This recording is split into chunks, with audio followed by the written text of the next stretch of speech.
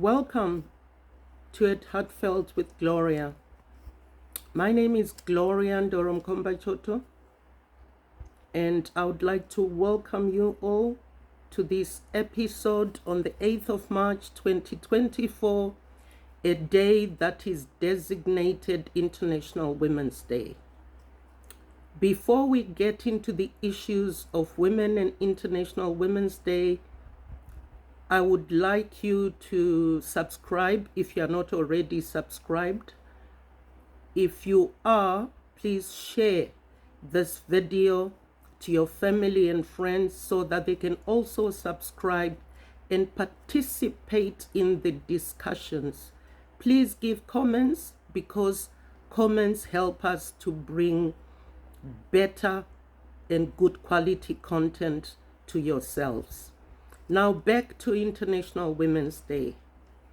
This morning I woke up rather livid about the fact that over the past, I would say 40 years, we've been talking about inclusivity of women. We've been talking about the emancipation of women. We've been talking about including women to in employment, for that matter, never mind wanting them to get to the C-suite. And I said, where do I stand as a person?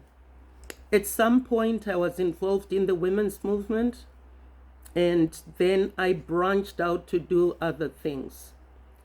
But looking at where we have come from and where we are today, it would even appear that we have moved backwards.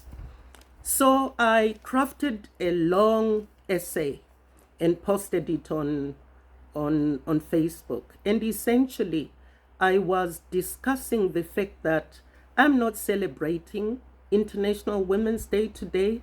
I'm not celebrating it because I was interrogating certain things.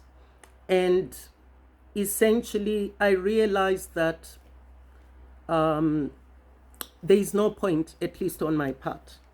Now, here in Zimbabwe, UNFPA and the UN Women have indicated that 1 in 3 women between the ages of 15 to 49 have experienced physical violence in this particular country.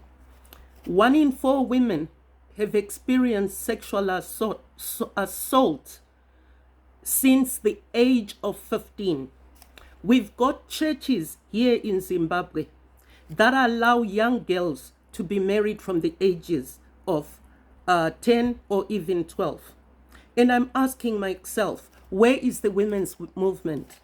Where are the churches? We've got a lot of churches here in Zimbabwe, traditional and new, all variations of churches. Where is everybody? Where are the women? Where is the social services? There are so many series of interviews that were done by Paninyaya, and they were interviewing young girls as young as 11 and 13 that have gone into prostitution because of economic hardships. And here we are wanting to celebrate International Women's Day. Of course, it's the well-heeled who are invited to events.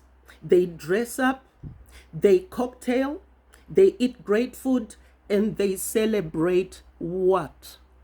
What are we doing to young girls? What is our own personal contributions? Never mind the contributions perhaps of the social services, the government of Zimbabwe, UN Women and other organizations. But at a personal level, what are you doing as a well-heeled woman of Zimbabwe? Our work is not done here. Unless I hear women talk about the fact that they've adopted 2 or 3 girls from the rural areas and they are sending them to school because of economic hardships in Zimbabwe. Families that are poor, families that are deprived are having to choose who goes to school. And because of patriarchy, families choose to send the boy child to school because it is their considered belief that the boy child will remain in the family, but the girl child is going to get married. What are we doing? I then decided I was not going to be part of this hypocrisy. Then a young sister of mine indicated, I think a day before yesterday, that the UN theme for International Women's Day this year is going to be counting her in or count her in. Who is going to count anybody in? Who is going to count anybody in? What I've experienced in my own life is women who are at the top rarely count other women in.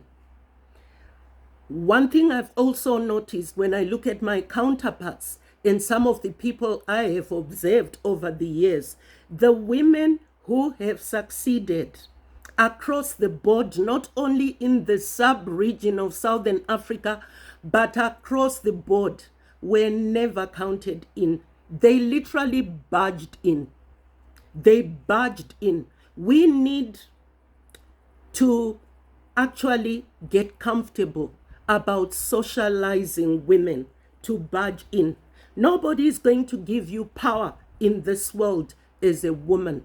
You have to go out into the world and take it. So a cousin of mine today then got in touch with me after they saw my expose, my essay on Facebook, and said, "But why aren't you celebrating International Women's Day?" I'm not celebrating International Women's Day because we've got nothing to show for it. All we have to show for it is hypocrisy and deception. There are kids, girl children and boy children, who are not going to school. Some of them don't even have birth certificates. They are not registered. They are not accounted for in this country. What are we doing? Yet, when we are invited to events to celebrate International Women's Day or any other Women's Day for that matter, we go there not having taken stock of what we are doing. So basically, my attitude is we must refuse to be counted in. We are not goats or cows that are counted in. We are human beings. We've got agency. We've got a right to participate. But for young people who can't go to school, how are they going to have a leg up to be able to know that you get educated and then you barge into spaces? That is my thought for today. And that is the reason I didn't